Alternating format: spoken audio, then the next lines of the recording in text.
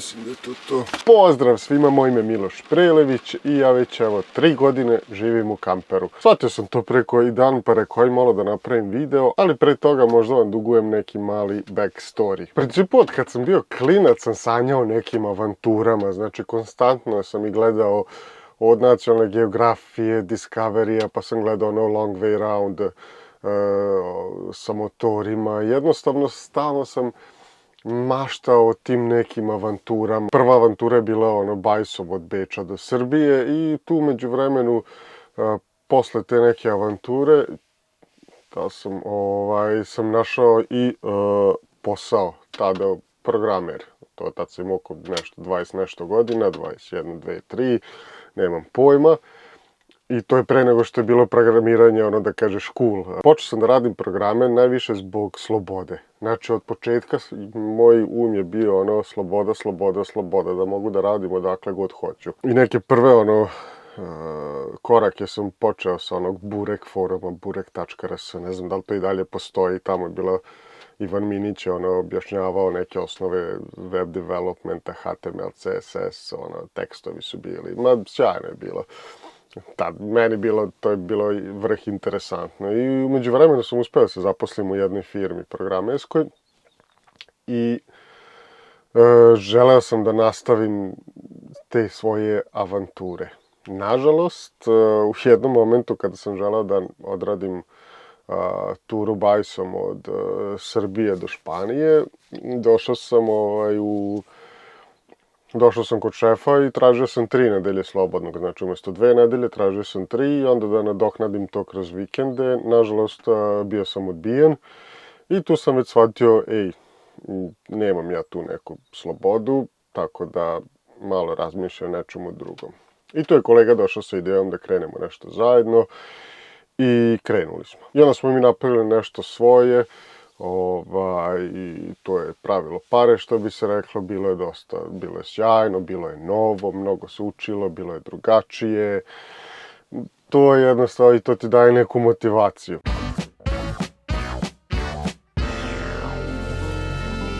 Tada sam imao mogućnost onda i da putujem, nisam bio vezan za kompjuter. I 7, 8, 9, ne znam i više, 7 godina sam proveo u Aziji. U tom periodu sam i naučio i da ronim i da fotografišem pod vodom i da snimam. I bukla me uvek ta neka eko strana, to neko istraživanje i dalje me to sve vuče. I tako da sam onda pisao članke o nekim mojim podvodnim projektima koje sam prodavao za neke časopise. Tako da tu je jedna od projekata je Uraklavoj, odnosno pleme, da ne kažem, narod koji živi na Tajlandu, koji su nomadi i proveo sam baš dugo godina njih fotografišući, manje više živeći sa njima i to je nešto bilo jako, jako meni interesantno. Na kraju sam i napravio knjigu o tome. Te godine su bile ispunjene onako mnogo interesantnih stvari. Išao sam na neke festivale da budem govornik, ronilački festival u Singapuru, pa u Španiji fotofestival i tako, bilo je jako interesantno. Ja sam napravio kombi da bi mogao malo više da istražujem, ali pre toga ja sam imao motor, moju Yamahicu, koji sam prodao nekom debilu. Dan danas mi je žao što sam je prodao, znači lik je kupio samo da bi je rastavio, da bi sve prodao, da bi preprodao za više para, govno iz Vranja neko, znači, nebitno, sad si nervirao.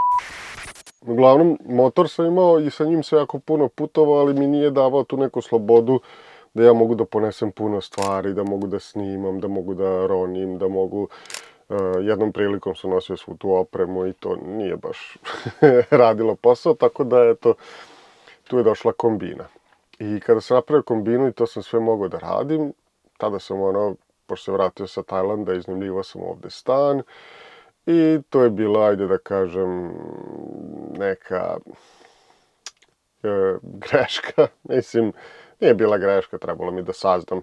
Jednostavno sam ja više vremena provodio u kombiju nego što sam provodio u stanu. Tako da sam odlučio na kraju da batalim stan i da bukvalno uzmem i da te pare uložim i da putujem.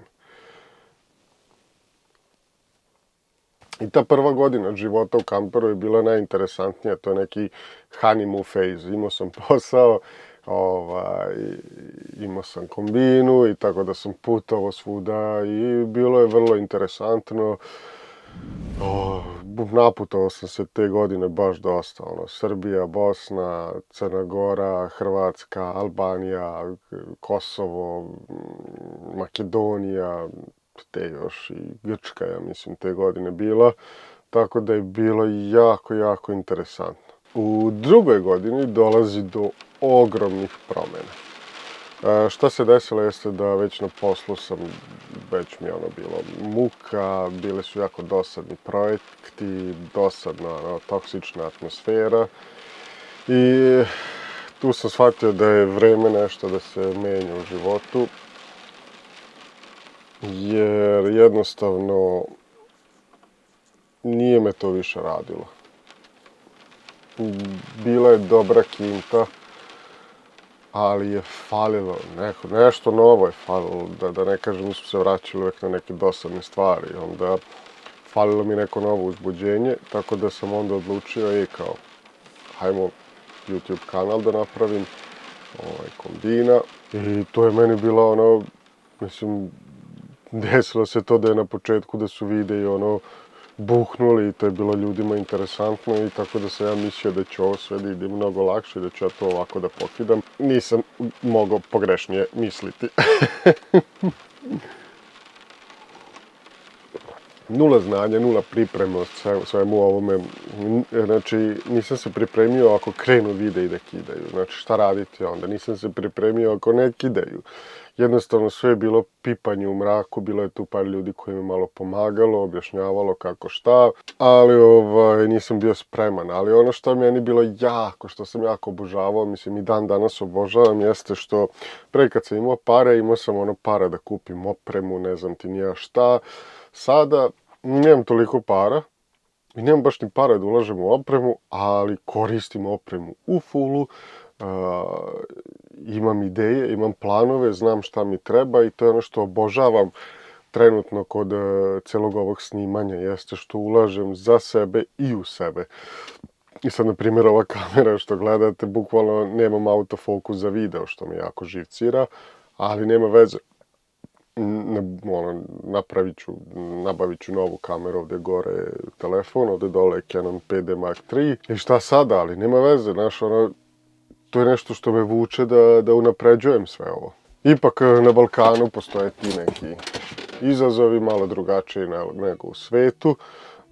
Balkanski pregled, da kažem, sa Balkana kad neko gleda YouTube je mnogo jeftiniji nego nego pregled iz, recimo, Nemačke i Amerike i tako tih zapadnijih zemalja. Zbog skupljih oglasa koje YouTube, što vas YouTube nervira kad vam plasira u toku videa, možda baš sada ili ko zna kada. Šalim se malo. Uglavnom sam imao tu jako veliku diskusiju u glavi da li da radim na engleskom, da li da radim na srpskom. Jagilast je tu, pratim ga baš stalno i on je rekao u jednom trenutku da isto ima tu neku dilemu i u fazonu je bio, ako radi sada na engleskom, ogromna je konkurencija i mnogo će teže sve to da uradi. Ja sam onda to tako nekako ispratio, a sam bio u fazonu, ok, ja ću da radim na srpskom, pa ću vidjeti onda šta ću dalje. Uglavnom mislio sam da će to sve da lakše ide, da ću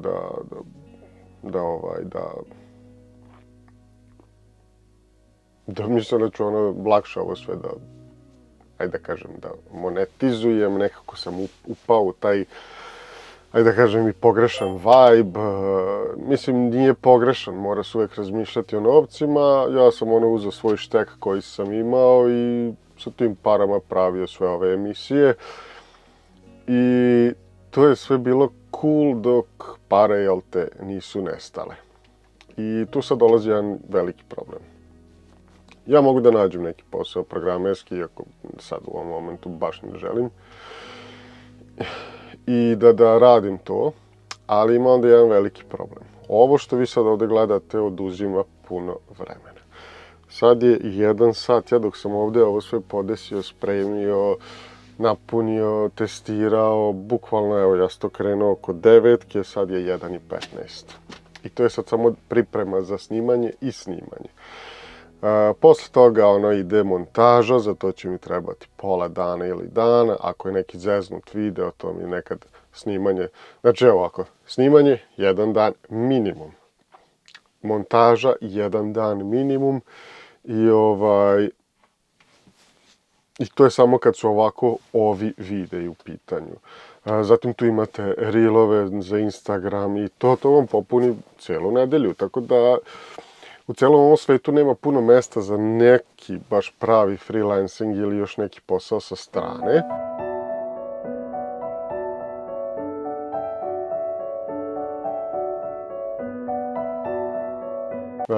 Tu je bio moment da li da prekidam sa radom, jer jednostavno, eto, malo sam ja to drugačije shvatio, nisam dobro isplanirao i bilo je stvarno da li da prekinem sa radom. I da jedna od opcija je bila da odem na Tajland, da radim kao freelancer, ali mi je to bilo sumnjivo jer ako ne bude dovoljno posla, u još sam većim problemima. I tako da tu na scenu stupa KS Shoes. Ovo sad jeste reklama, ali nije u isto vreme. Baš u tom nekom bitnom momentu smo uspeli da ostvarimo saradnju. Oni pomažu sada ove emisije, što se jako radujem i ono što se također radujem, što su im izuzetno kvalitetne i dobre cipele. Idite na kssafetyshoes.rs, tamo imate planinarske, taktičke, vojne cipele. Trenutno su planinarske na 35% popusta, dok jedna cipela lovačka je trenutno 45% popusta. Sve to traje dok traju zalihe jer stiže nova tura novi dizajnovi cipela, tako da ovo će vrlo brzo da ode. Elem, srećom tu je uleteo KS Shoes i uspeo sam da nastavim sa ovim snimanjem i, ajde da kažem, da sve to ide u nekom ok pravcu. Ne mogu da kažem da razvaljujem, ipak je ovo sve nešto, mislim, realno za svaku firmu, za svaki posao potrebno je 2 do 3 godine da vi to stavite na noge, tako i ja gledam na ovo. I daću sebi, ne znam, možda još ovu sezonu da vidim kako sve to funkcioniše, da li funkcioniše, ukoliko ne, možda ću bataliti, možda neću. Gledat ću da to što više obrnem na ljubav. Dakle, obožavam ovo što radim, ali u nekom periodu sam se jako izgubio u celom ovome YouTube vijanju. Znači, vio sam u nekim momentima, verovatno ste vi to i primetili, nekako sam vijao malo i statistiku i gledao sam, previše sam ušao u tu analitiku i desilo mi se jedno, ajde da kažem, otkrovenje pre koji mesec, jeste kad sam otišao, bio sam sudija na Šićkom kopu, na jezeru u podvodnoj fotografiji, takmičenju u podvodnoj fotografiji. Kad se sve to završilo, ja sam kao dan, dva posla otišao, rekao, da idem sad malo da zaronim, nema nikoga, aj malo da uživam.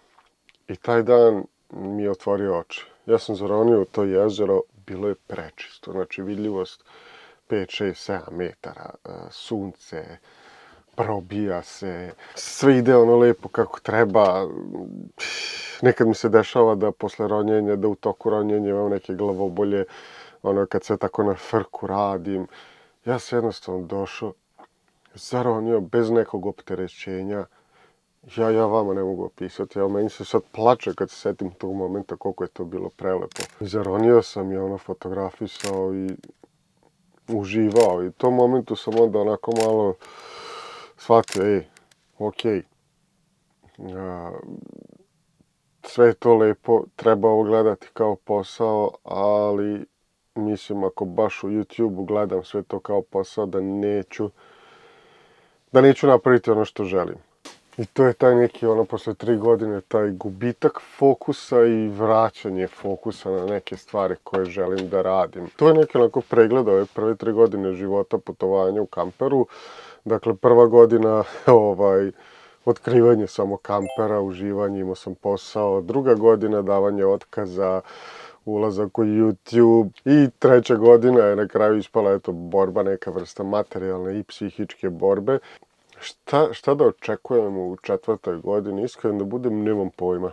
Ovo ću sve da zadržim koliko god je moguće bude društveno odgovorno. Dakle, i da pričamo o smeću, i ekologiji, a opet i malo da putujemo da to sve bude interesantno. Još jedna ideja jeste da napravim ronilačku emisiju koju ću napraviti na engleskom, jer iskreno da budem, imam utisak da je ovde baš onako publika mala i da ono, ako neki video ode viralno, da ode viralno kako treba. To ne znači da ću sa ovim prestati. Postoje mogućnosti da ću možda smanjiti, možda, ne znači da hoću.